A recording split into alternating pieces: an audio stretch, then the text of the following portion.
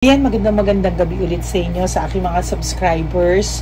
Maraming salamat at sa mga nag-aantay na kasagutan sa inyong mga katanungan. Nandito na po, magbibigay tayo ulit ng Pika card reading at ano ang iniisip ng taong iniisip nyo ngayon o ang taong lagi nyong nasa isip. Maaaring ito ay yung nakarelasyon o ano man. Ano ang kanyang iniisip? Magre-reach out ba siya? Siya ba ay may regrets? Or siya ba ay may mga susunod na hakbang? Yan, malalaman natin yan sa mga kapatid. Ito po ang ating Pile 1, Pile 2, at Pile 3. Okay, magsisimula na po tayo sa Pile 1. Para sa ating Pile 1, tingnan po natin. Ang taong ito, kitang-kita naman po, no, para sa mga taong gustong matuto din ng tarot. Ako po ay nagtuturo din ng tarot. So, meron po akong mga cards na ginamit ko ngayon. Yung iba po dito ay merong guidelines, yung iba wala, para mas maintindihan nyo. At makita nyo na hindi ito basta-basta lang sinasabi, kundi ito po ay may meaning at pagkakasunod-sunod. Yan, simulan po natin. So, nakunang dito ay ang Ace of Cups reverse. Pag sinabi pong reverse, ang taong ito na inyong iniisip ay meron siyang emptiness at emotional loss.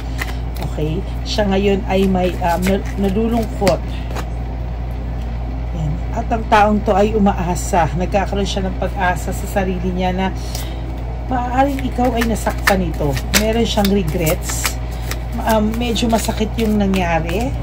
May nagawa siya sa yung hindi meron siyang nagawa sa iyo na kinawala mo o kinatigas ng puso mo. No? So, tingnan natin. Ang taong ito ay laging umiiwas at may takot sa mga pagbabago. Ayan, no? Dalawa magkasunod po. Ito po ay takot, fear of change. Okay? Eight of Cups in reverse. Okay? So, reverse siya, meaning takot siya, may kinakatakutan siya sa pagbabago. Ganon din po ang ating Two of Wands. Okay? So, reverse din po ito. Okay?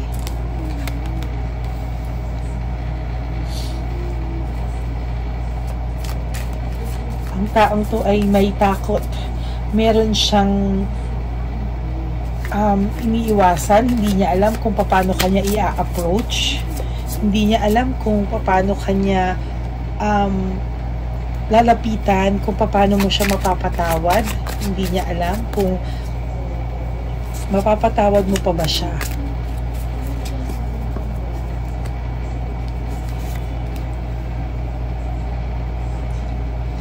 Itong taong to ay unstable sa mga panahon ngayon. Nakakaramdam din siya ng galit sa sarili niya, hatred sa sarili niya, dahil hindi naging masaya. Masaya ang pagsasama niyo nung una, okay? Pero dahil sa mga nangyari, ngayon nag-iisip siya. Nag-iisip siya ngayon kung paano siya lalapit, kung ano yung mga ways na tatagalan siya sa ngayon, kasi hindi niya alam kung paano kanya i-approach. Maaaring ito ay may nagawa na hindi karapat-dapat para sa'yo. Pero ngayon, pinagsisisihan niya to at sobra yung regrets niya.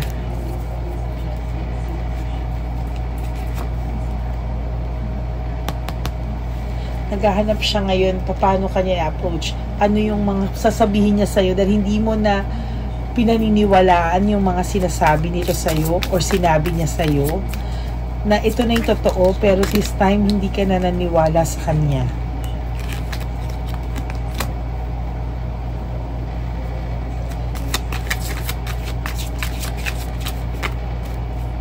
Pero mahal mo pa rin tong taong to, kaya lang nahihirapan na siyang i-redeem yung sarili niya sa'yo.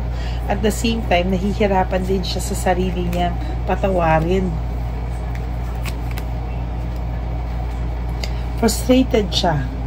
Frustrated siya sa mga nangyayari sa buhay niya. dissatisfaction, lack of inner joy. So kitang-kita na tong taong to na iniisip mo ay sobra yung regrets, as in overflowing yung regrets, frustration niya sa nagawa niya sa'yo. Dahil iniisip niya na nasa iyo na siya eh. Kumbaga, kanya ka na. Pero ang nangyari, tingnan mo, ang nangyari, parang nasira niya lahat. At hindi niya na alam, kahit alam niyang mahal mo siya, mahal ka niya, hindi niya na alam kung paano niya sisimulan ang lahat. May awakening siya in reflection, meaning, itong taong to, nagsisisi.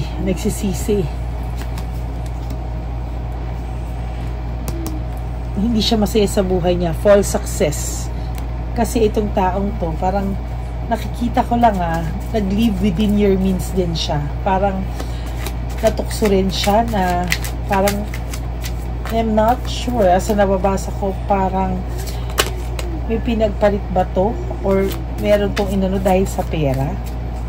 Pero ikaw ang mahal niya eh. Ikaw ang mahal niya. Natukso lang to. Akala niya kasi magiging masaya siya sa maging hawang buhay or mga material things.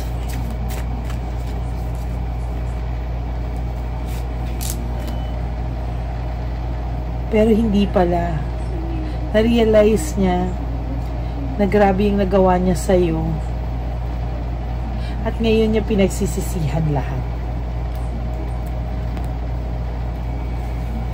Tingnan natin sa ibang baraha.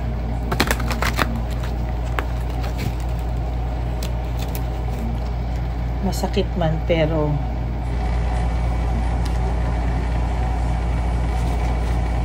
masakit man lahat ng pangyayari.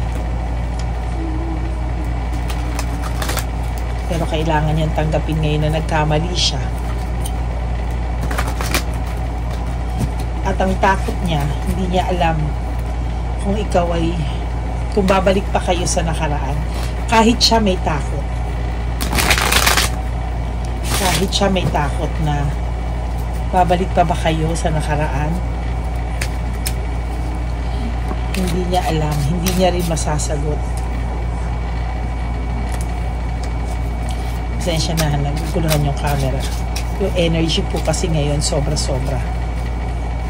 Hindi ko maano yung tamang nag-uumapaw yung pakiramdam na energy ko.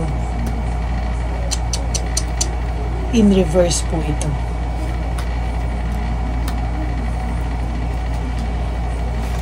Hindi niya alam kung paano siya, the fool. May mga desisyon siyang hindi niya pinag-isipan. Hindi niya agad na-realize. Sa bagay, wala naman talagang pagsisising nga sa umpisa, di ba? Pero napakasakit ang nararamdaman niya to. Magician. Gustong-gusto niyang bumalik sa'yo. Gustong-gusto niya pong itama lahat ng pagkakamali niya sa iyong nagawa. Queen of Pentacles. Pero,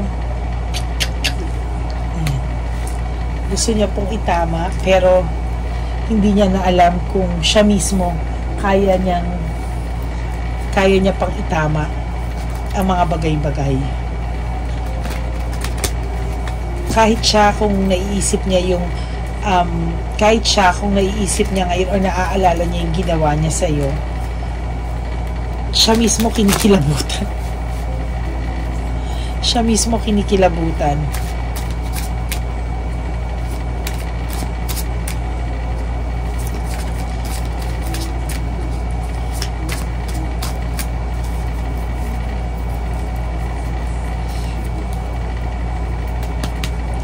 I feel lonely. So talagang taong to, malungkot po siya talaga. And nare-regret niya po lahat ng mga, magkakaibang baraha ang ginamit ko. 3 baraha na po ang ginagamit ko. And talagang yun at yun ang lumalabas. I feel lonely. I don't know where to start. Hindi niya po talaga alam kung bakit nagawa niya sa iyo. Sobrang lungkot, sobrang may regrets. Hindi niya alam talaga kung saan siya magsisimula. I don't know where to start. And why can't I move on from you? Kasi nga, ikaw ang tamang, kumbaga talagang nasa yun na lahat eh. Kaso, pagmamahal, hindi ka perfect, pero you tried your best. Binigay mo lahat, pero wala. Sa huli, sinayang ngayon. At yun ang takot niya, saan siya magsisimula? Maibabalik pa ba niya yung kahapon? Parang hindi na niya alam kung paano at saan.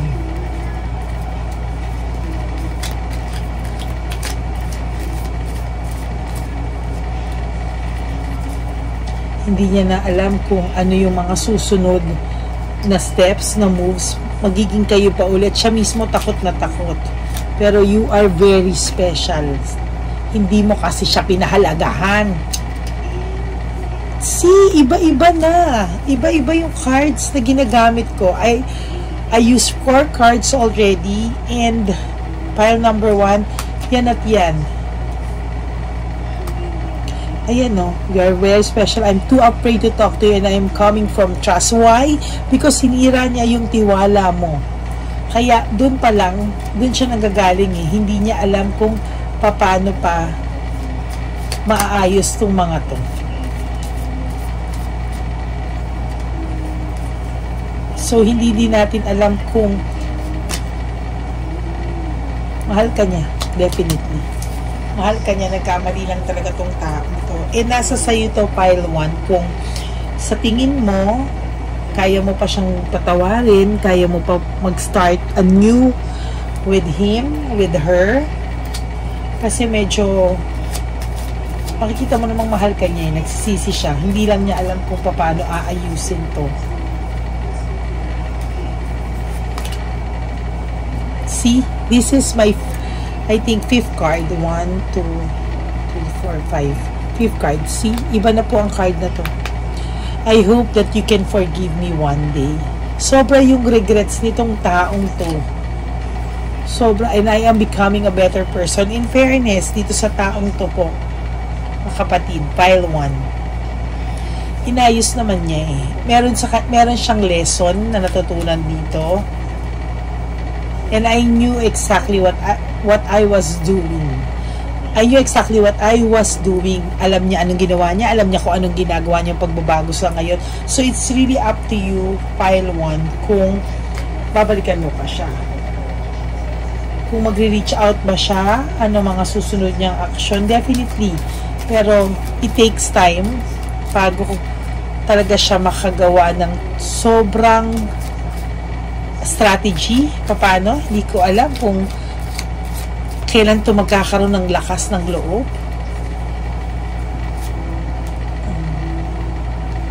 He wants to follow his heart. Ikaw yun. Kaya lang nga, dahil sa nagawa niyang conflict, ayan o, kitang-kita.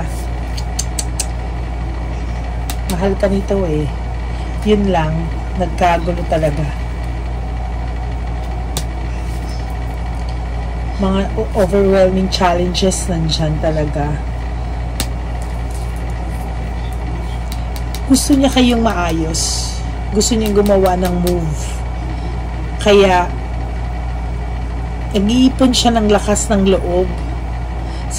At kumakausap to ng mga ibang kaibigan nyo, or pwede ring tahimik lang siya, pero hindi ka nawala sa isip nito araw-araw.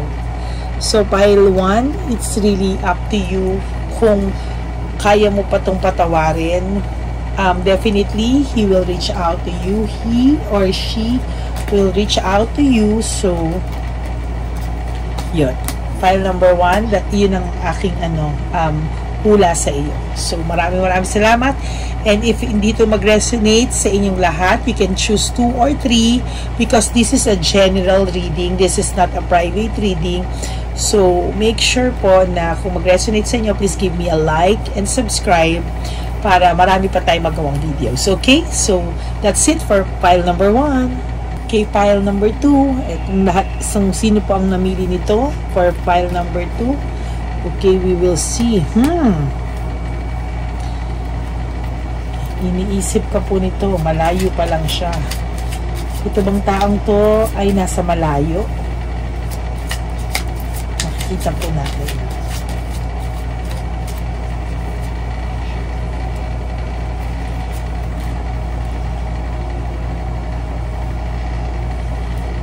Ang taong ito ngayon ay nag-iisip-isip.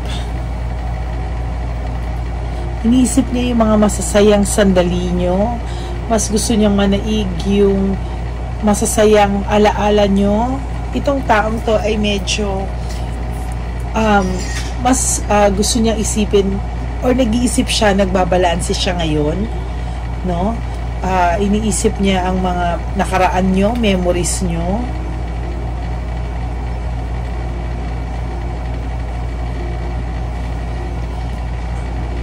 Parang saglit.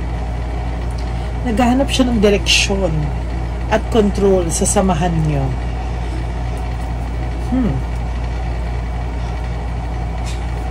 Maaaring ang taong to ay na-insecure sa'yo. Na-insecure siya at may mga nagawa siya dahil dyan, may mga nagawa siyang impulsive decision, mga biglaang decision na hindi niya sinasadya.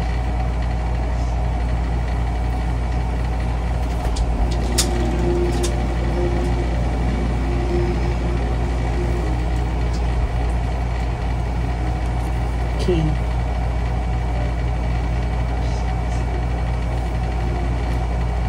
Itong taong to ay meron din takot. May fear of change din siya, no?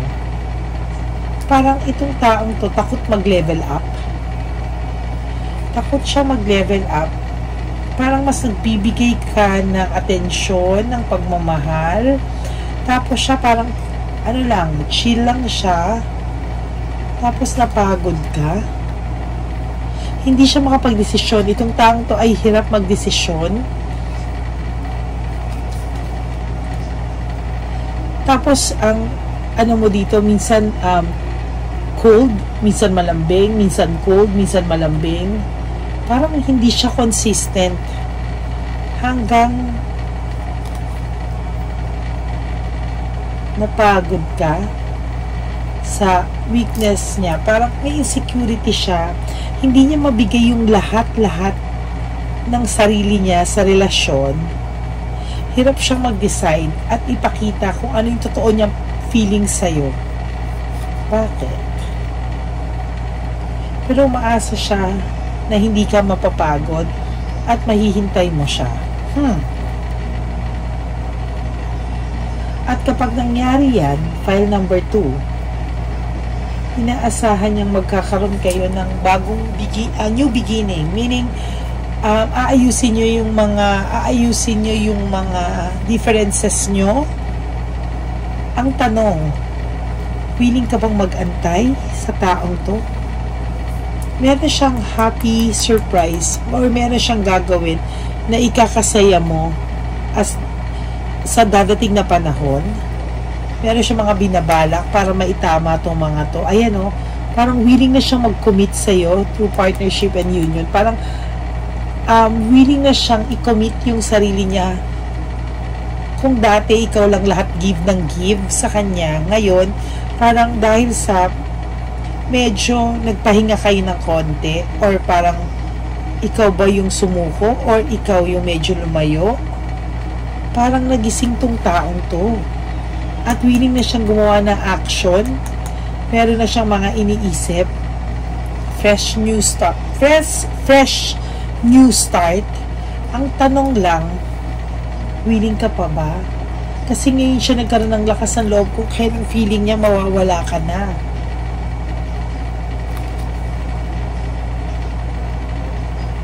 Kung kailan nagkaroon ng conflict na sa inyo, kung kailan umaray ka na, tsaka niya lang na-realize na kailangan niya na rin mag-level up para sa'yo. Kailangan niya nang mag-commit at ibigay ko ano yung deserve mo. Ngayon, nakakaramdam siya ng emptiness. Pag wala ka, kulang siya.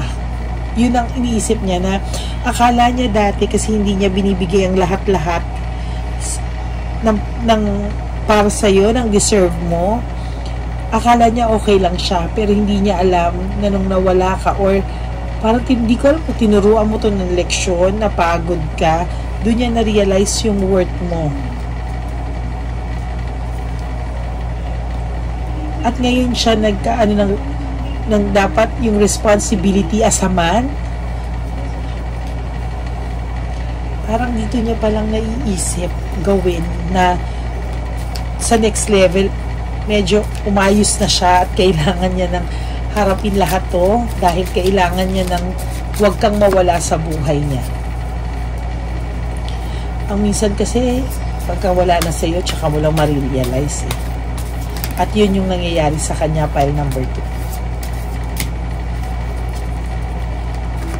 2. Yun ang kailangan niyang ayusin sa pagkatao niya. I-commit, hindi pwedeng one-sided yung relationship.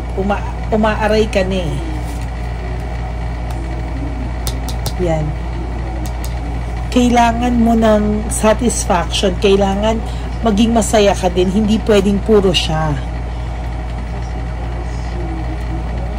Ayan. Natatakot din kasi siya kung mabibigyan ka ba niya ng stable na buhay, comfortable life. May mga insecurities kasi siya eh. Ayan o. Natatakot siya sa buhay kung deserving ba siya o kaya ka ba niyang buhay ng maayos or mabigay yung deserve mong pagmamahal.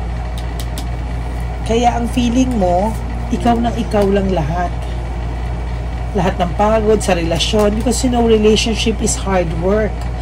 So parang feeling mo ikaw lang ang nag-hold on sa inyo.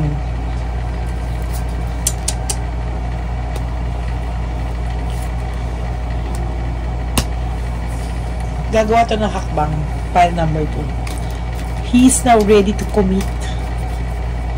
He is now ready to commit at maging two-way yung relationship nyo, hindi lang ikaw ng ikaw. Gusto ko rin naman niyang makatuluyan. It's just that may insecure siya sa'yo. Mas maganda ba ang trabaho mo? Mas angat ka ba sa kanya? Yan natin.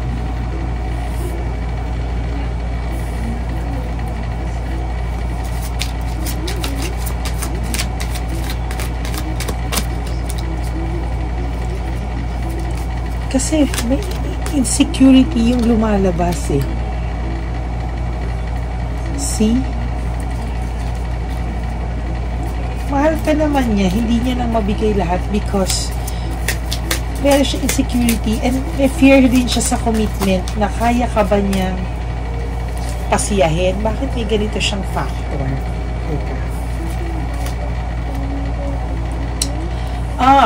Okay. Meron siyang pinagdaanan sa past na sobrang sakit.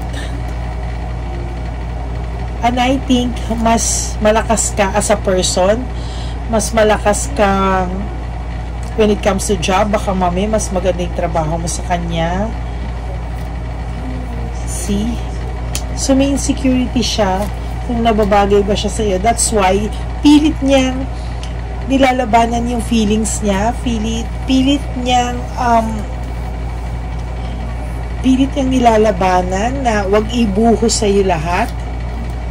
Pero nung dumating, pero na-realize niya rin na mahal ka niya at kailangan niya na maging lalaki, be the man, lovers. Oh, mahal ka din ito, may love to. Lovers is love, hope, faith, and pagmamahal. May pagmamahal siya sa'yo.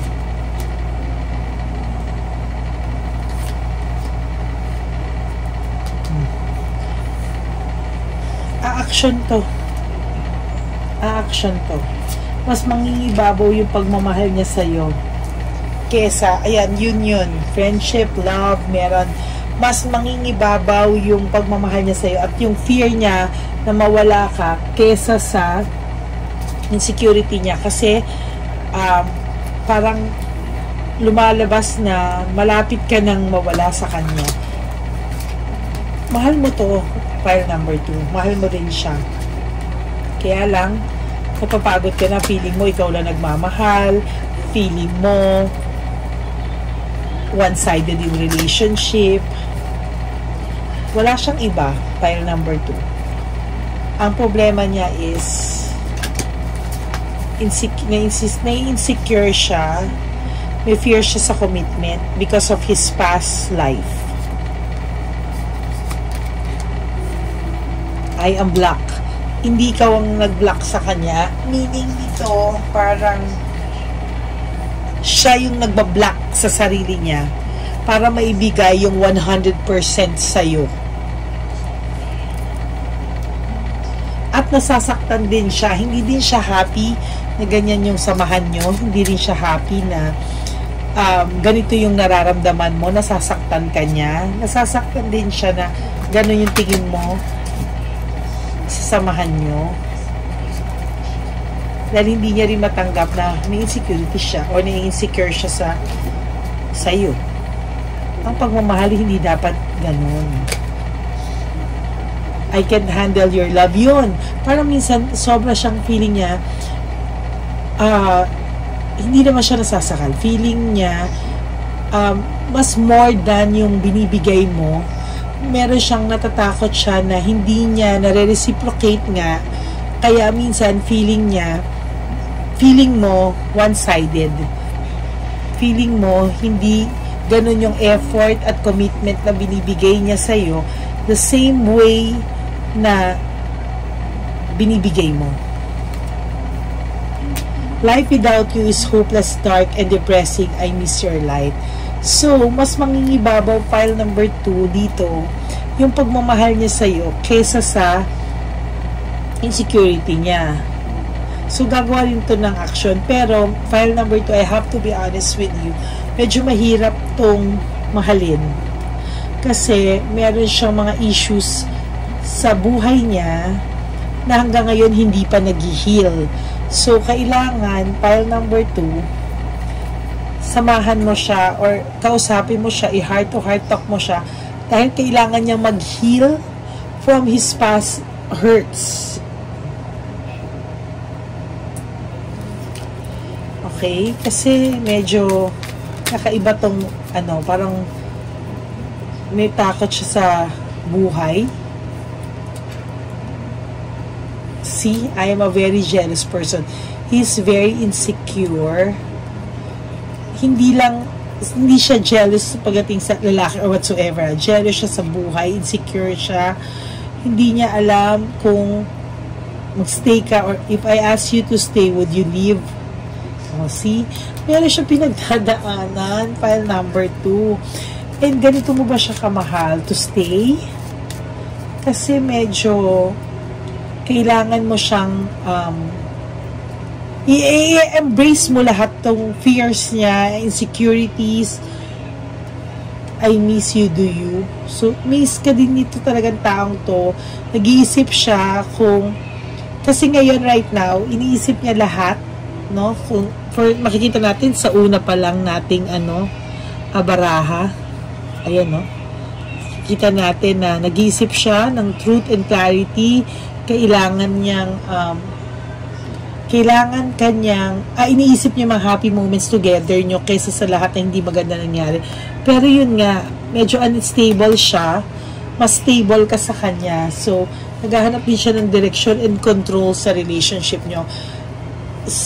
Dapat file number 2, diba? Alam ko mahal mo siya and everything. Pero minsan, baka may mga times din na napapa-feel mo sa kanya na dahil mahal na mahal mo siya, baka minsan sumusobra din, na baka nalulunod siya dahil hindi niya nga mabigay yung commitment na dapat niya ibigay sa iyo o i-reciprocate 100% kasi ang pagmamahal mo sa kanya is 100% while siya mahal ka din niya pero yung 100% niya parang kung ile-level sa pagmamahal mo nasa 70%. So hindi siya pantay, hindi siya balanse. Ganoon naman talaga minsan hindi naman pantay. Minsan ang pagmamahal mo 100%, akala nung karelasyon mo 100% yung pagmamahal niya sa iyo pero ang nafi-feel mo lang is parang 80% lang ang binibigyan niya. Well, in fact 100% na pala sa kanya yon. Ganon. I hope nagigets mo kung ano yung sinasabi ko. So, kailangan mo rin mag-adjust file number 2. Kasi medyo kakaiba to, no? Meron siyang past hurts, meron siyang fear, meron siyang insecurity, and hindi siya kasing stable mo. So, kailangan nyo talagang mag-meet halfway kasi para maayos nyo tong sitwasyon nyo. Para mag-meet kayo sa gitna at mapag-usapan nyo to, masettle nyo to. Kasi sayang, walang third party, mahal nyo yung isa't isa. It's just that may mga conflicts kayo na minsan pinag-aawayan nyo na kasi feeling nyo hindi kayo magkaintindihan. Feeling mo mas nagmamahal ka, nagbibigay ka, tapos siya hindi 100%, hindi makapag-commit. Mga ganyan. Yun ang nakikita ko sa barahan nyo. Mas stable ka talaga sa kanya, pile number 2. Marami siyang iniisip na pwede niyang gawin. Mas angat ka talaga sa kanya. Mas nagbibigay ka, mas nagko-commit ka, pero mahal ka din ito. It's just that may pinagdadaanan lang din talaga siya na sa sarili niya, na kailangan niya ring i-heal. Pero when it comes to third party, wala siyang third party. Huwag mo siya pag-isipan na may third party siya. Wala siyang third party. Ang kalaban niya ay ang sarili niya. Yun. That's it, pile number 2. Sana may guidance ka. At mag-reach out din siya. Pero it's really up to you then to decide kung willing ka i-embrace lahat ito. Kasama siya kasi mahal niyo naman yung isa't isa. So that's it for pile number 2. If hindi po nag-resonate sa inyo, you can always choose one, pile 1 and pile 3. And if nag-resonate naman po sa inyo, you can please give me a like and subscribe para maging updated kayo sa lahat ng readings natin. Thank you so much, pile number 2. That's it for pile number 2. Okay, for pile number 3. So ito po ang pinili nyo. You were the best thing in my life. Oh, ganda ng unang barahan natin. You were the best thing in my life. So, okay. Ano po ang iniisip? Pakiramdam at actions ng tao. Pile number 3. Universe, angels, spirits, please, ano ang iniisip ng tao dito sa kanila? Ang iniisip at pakiramdam nila. Okay. Sudden awareness, choosing happiness, unresolved issues, emotional baggage, no control, financial security, motherhood, balancing deception, adapted to change, lack of purpose, nakikita na ako, confusion and brutality, partnership. May third party dito. Maaaring ikaw yung third party. Ikaw, sa'yo siya masaya. You were the best thing in my life. Ikaw yung nagpapasaya sa kanya. Meron siyang sudden awareness na ikaw yung nagbibigay sa kanya ng kasiyahan. Alam niya yon, pero may mga unresolved issues tong taong to. Maaaring hindi pa sila hiwalay nung kanyang asawa o kinakasama. May mga emotional baggage pa siya. Wala siyang control sa sitwasyon. Kahit na ikaw yung gusto niyang makasama, pero bad luck, ibig sabihin hindi ito yung, wala siyang freedom. Meron siyang kinakasama, ayan, may partnership union siya, confused siya sa mga bagay-bagay, may brutality nangyayari sa kanila, lagi sila nag-aaway, sakit sa ulo, hindi siya masaya, parang feeling niya lack of purpose yung buhay niya, walang purpose yung buhay niya kasi nakastuck siya sa isang sitwasyon na hindi na siya masaya. At binabalanse niya kasi hindi naman siya pwedeng magdesisyon dahil may mga emotional baggage. Maaaring ito ay may anak dun sa kinakasama niya. Tingnan natin ha.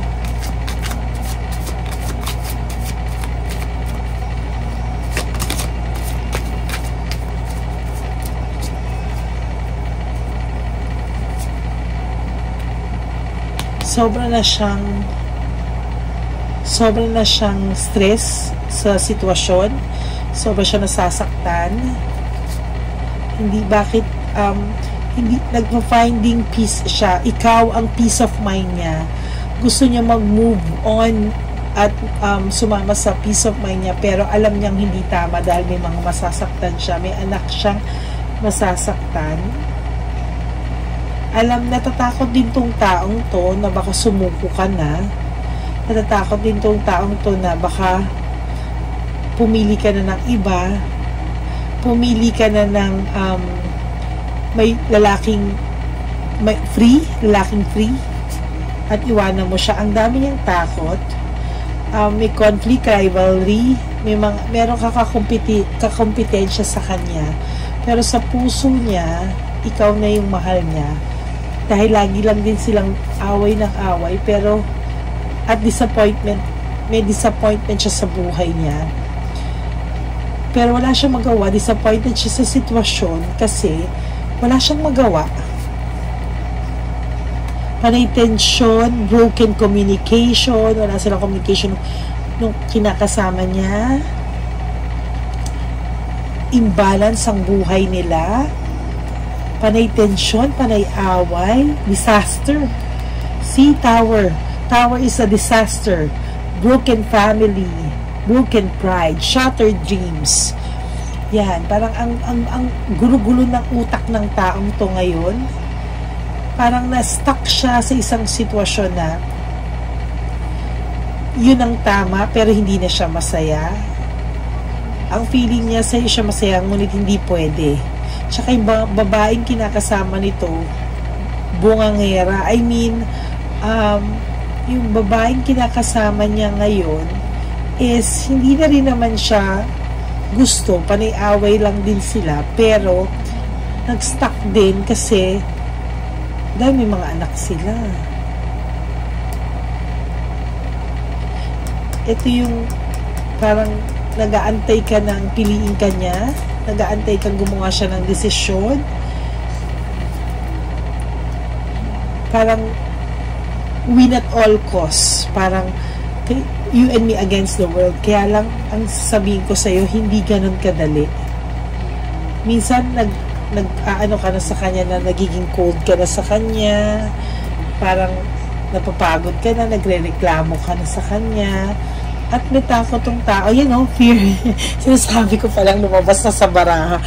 Fear and sacrifices. Fear of sacrifices. Natatakot din siya na yung mga sakripisyo mo bigla na lang mawala. At iwanan siya dahil sa sitwasyon niyang magulo. Difficult decision. Napakahirap nito para sa kanya. Look, hindi ko po gusto niya na maging free. Ito po ay binabasa ko lang ha, hindi po ako pro sa mga kung ano mang klaseng relasyon. Hindi po ako pwedeng makialam sa mag-judge ng tao. Basta ako po ay nagbabasa lang ng reading. So disclaimer po, ito po ay hindi ko alam kung kanino mag-resonate. Pero ito pong reading na to ay nababasa ko lang sa baraha. Yun, freedom, restoring control. Gusto niya na talaga ng control sa buhay niya at freedom. Yung mental energy niya naubos na. Yung pagiging alam mo ba na minsan ito tinatamad na rin to dahil feeling niya walang mangyayari sa sitwasyon niya. Nawawala na siya ng pag-asa sa buhay niya. Gusto niya kunin yung direksyon pabalik sa kanya ng buhay niya at control. Hindi po ako para mag-judge, pero naaawa rin naman po ako sa mga ganitong sitwasyon. Pero syempre, hindi mo rin naman po alam kung ano yung punot dulo, so hindi po ako pwedeng mag-judge sa mga bawat tao. Tandaan niyo po, we need to respect each other's live. Hindi po ako pwedeng mag-ano. So, kung ano po ito, disclaimer ulit, binabasa ko lang po. Oh, wala siyang control. Talagang panay disappointment yung baraha. Iba-iba na po yung gamit kong baraha. This is my second card. And, ayan, disappointment pa din. So, pang ilang beses na po lumabas siyang disappointment na yan. Selfishness. Selfish siya kasi ayaw ka daw niyang makawala. Ayaw ka niyang mapunta sa iba. Kahit alam niya na hindi niya mabibigay sa iyo yung isang buong pamilya o yung pangarap mong magkaroon ng normal na pamilya. Yan. So, gusto niya na makipaghiwalay. Loss, separation. Right now, he's very lost. Gusto niya na makipaghiwalay at kumawala sa sitwasyong ganito. Pare-pareho lang yung lumalabas. Unstable na rin siya. Ayan, separation. Talagang yan at yan lang ang lumalabas. Delayed success. Leaving home. Moving forward. So, tingnan nyo ha. Pile number 3. Leaving home and moving forward. Gusto niya talaga. Hindi ka niya niloloko. Yung mga sinasabi niya sa'yo, yun yung totoong pakiramdam niya. Yun ang talagang totoong feelings niya. It's just that hindi niya magawa sa ngayon. Wala na siyang motivation. Pero nag-hope siya na sana, ayan, nag-hope siya na sana mahintay mo siya, sana maging kalmado ka sa mga bagay-bagay at mahintay mo ang tamang panahon sa inyo. Ngunit, kailan? Ay, mahirap ang mga ganito sitwasyon. Masakit!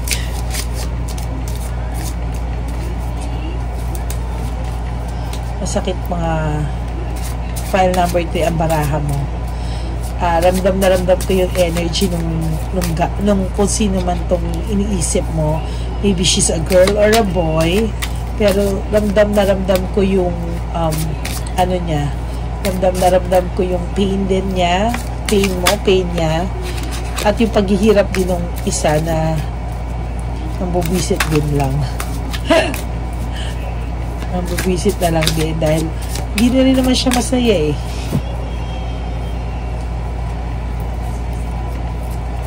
Hindi na rin naman siya masaya. So,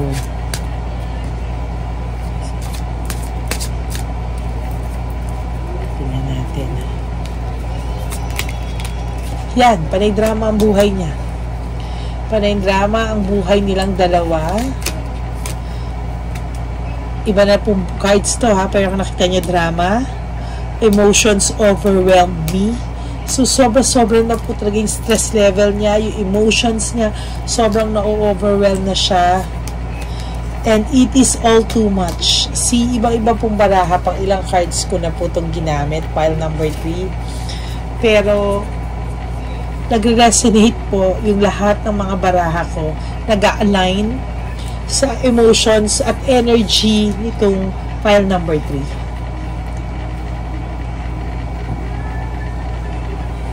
Marami po talaga akong cards, pero dito sa thinking of you, I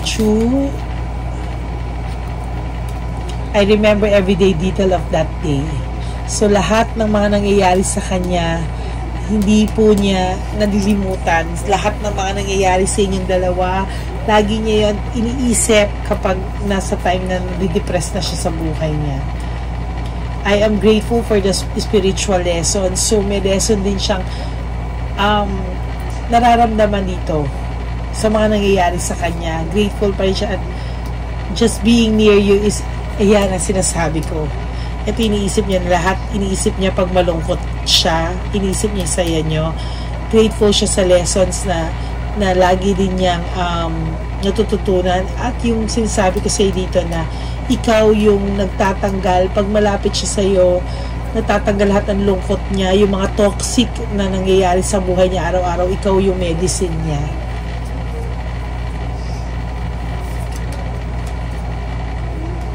It's time for me to heal now. Gustong-gusto niya nang matapos lahat to. Gustong-gusto niya nang mag-end, mag-heal everybody, para mag-start na yung ano yung totoo. Yung totoong ikaw ang gusto niyang makasama at maayos din siya dun sa isa. I'm starting to understand our connection. So, yung connection yung dalawa ay lakas niya.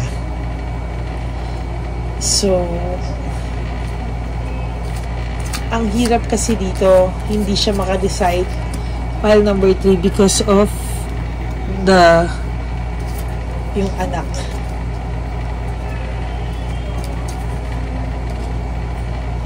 Pero gusto niyang lumayo, pile number 3. Gusto niyang lumayo. Magpakalayo-layo at mag-isip kung ano ang gagawin niya sa buhay. Hindi biro na file number 3 yung kinakasama din ito. Palaban. So, medyo up to you, file number 3, if you will decide to stay with him, to wait for him, or to move on with your life.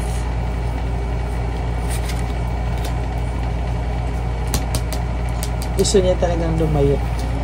Mahal ka nito, pero I have to be honest with you na file number 3, medyo mahirap yung sitwasyon nyo. Mahal nyo yung isa't isa, but nasa sitwasyon ka na ipit kayong pareho. Parang